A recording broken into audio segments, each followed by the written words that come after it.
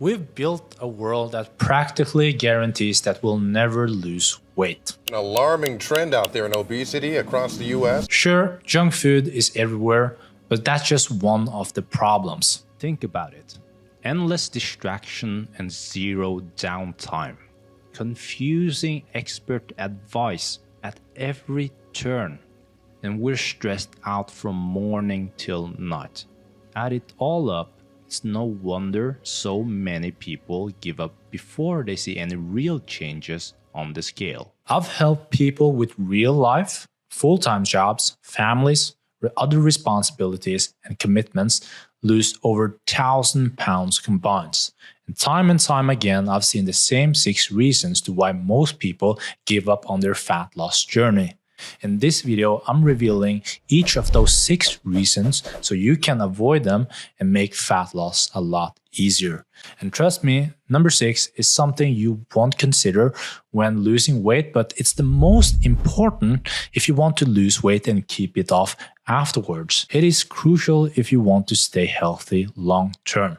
A common mistake that many are doing right now because of diet trends on social media is changing what they eat and thinking that they'll magically lose weight without actually hitting a caloric deficit. So, no matter which diet you choose, keto, intermittent fasting, carnivore, vegetarian, whatever, if you're still eating more calories than you burn, you won't lose fat. I'm not saying that these diets doesn't work. They can all help you eat less calories by cutting out either entire food groups like no carbs, no fat, or just by eating in a shorter windows. But the key is ultimately consuming fewer calories overall. Take intermittent fasting, for example. Some people believe it's a magical fat loss cure, thinking that it boosts metabolism when you fast. When the truth is, it simply works because you have smaller eating window, and that usually leads to fewer calories. If you eat the same or more calories during your eating window, you're not gonna lose weight, regardless if you fast or not. And if you don't lose weights in these diets because you're not on a caloric deficit, it can lead to frustration and makes people quit. Also, all those health benefits you see, like fixing hormones or boosting testosterone, reducing inflammation, all of that come from people losing weight, not from a magical or particular diet plan.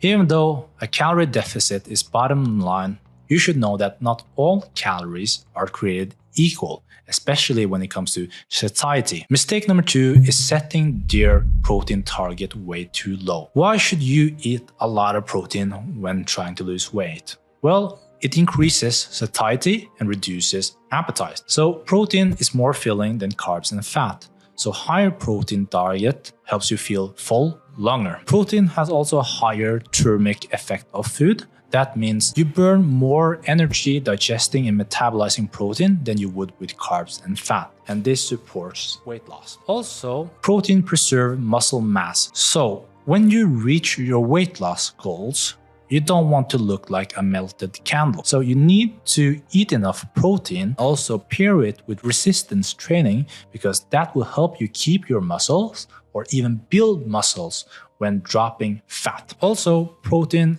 is excellent for recovery. If you're exercising regularly, which you should do, protein helps repair muscle so you can recover better from training. So even though when you are losing fat, you are cutting calories, for effective fat loss, you need to increase your proteins. The goal is eating 1 gram of protein per body pounds you weigh, because scientists and bros have finally agreed that that's the perfect amount. Mistake number 3 is setting your calorie target way too low. If you use a weight loss calculator online, they might recommend you a 30% deficit to guarantee weight loss. But in my opinion, that is way too low, and in my opinion, borderline crash dieting. Sure, you might lose weight faster at first, but it's the worst way to do it because it's totally unsustainable. You'll end up starving. It will ruin your metabolism in the long run, and it will lead you to eventually burning out and giving up. Setting too low calorie target is why many people quit, because they can't do it. But instead of using those online calculator to find your calorie target, you can use it to find your maintenance target and aim for an 8 to 12% deficit, but no more than 500 calories a day deficit. That is so much better for your metabolism, hormone levels, energy, preserving muscle. It also gives you time to develop sustainable habits that you know you can stick to when you reach your weight loss goal. You don't want to lose weight too fast because you'll end up losing a lot of muscle in the process when you lose it fast. Talking about weight loss, let's talk about the scale. So I'm a huge fan of people weighing themselves every day when they're trying to lose weight because everything that gets measured can be improved. Plus, a systematic review, a study of many studies that crunches a lot of data together, found that people who weigh themselves regularly lose more weight and keep it off longer. But mistake number 4 is actually being too obsessed with the scale. And here's the problem. Your weight can fluctuate from all kinds of things. And it can fluctuate with things that have nothing to do with actual fat gain or loss. Eating more carb can usually mean that you retain more water. That's not fat, that's not unhealthy, it's just water weight. And if you're gaining muscle while losing fat, the scale might not move, it could even go up. That's why you should track more than just your weight. You should keep track of your strength, your waist, and also maybe do progress photos. If you only watch the scale, see it stall or jump up, and assume that you failed when you actually making progress, you might just quit right there. Also, a lot of people give up even when the scale is going down because the way they thought they looked after losing the weight isn't what matches reality. So when you lose weight, you have no control where you lose it. Fat around the belly, hips, and love handles is usually the last to go for most people. If they don't see visible abs or a slim waist right away, for many it can be discouraging. But you need to remember that regardless where you lose fat, whether it's the belly or the legs, it will still make you feel better, help you live longer, boost your testosterone, improve your hormone levels, increase your energy, and reduce inflammation. Which brings me to mistake number 5.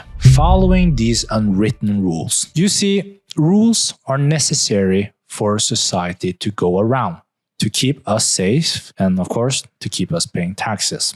Eating only broccoli, rice, and chicken is healthy. Being fit means training 5 times a week.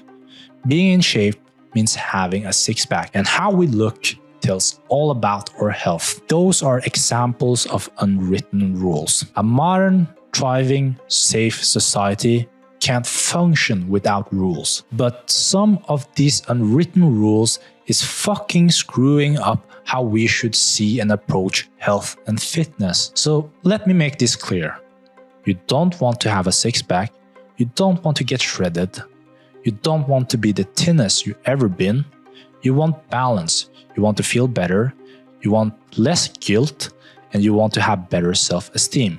Rules are necessary, but fuck these unwritten rules. If you want to learn how I've helped my client lose fat, build muscle, and get healthier, check out the link in the description. It's completely free. I gotta be honest with you, you can learn the same thing from your local PT, but he's probably going to charge you a couple of $100s for it. So why not get it for free from me? And you can start right away doing what actually works. The final mistake is overlooking the power of NEAT, which is non-exercise activity thermogenesis. Too many people focus on the gym workouts but ignore standing more, walking more, and other small daily activities. And if you're about to comment, muscle burn more calories than fat, and therefore you should just focus on lifting because it will improve your metabolism, it's like 4 calories more you burn for each pound of muscle versus each pound of fat. If you gain 20 pounds of muscle, that's like half a banana a day.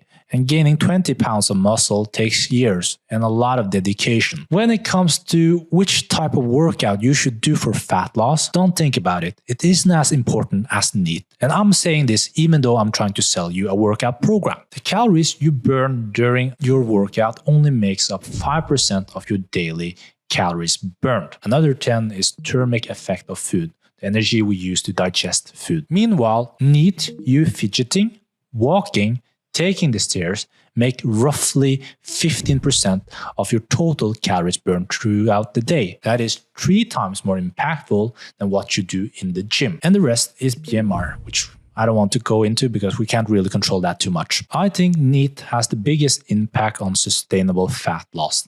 A lot of people end up being miserable because they starve themselves too much, and I've noticed the ones who lose weight and keep it off tend to be less aggressive with cutting calories and instead boost their everyday activities more, like their NEAT. So, if you work a 9-to-5 office job, how do you increase your NEAT? Well, here's something I do. These are randoms, but I've noticed it actually works. You can park as far away from the building as possible, makes you walk more. I do it all the time because I suck at parking. You can go and talk to your coworkers instead of sending emails. I do that sometimes just to kill time. You can walk during phone calls. Also, you can take the stairs more. Doing your own grocery shopping might be a little bit of a time thief, but you'll constantly walk around for 30 to 45 minutes. And trust me, these small choices lead to a massive impact over time. If all of this sounds like a lot, trust me, I get it. You just need that to know that you don't need to be perfect from day one. Your goal should just be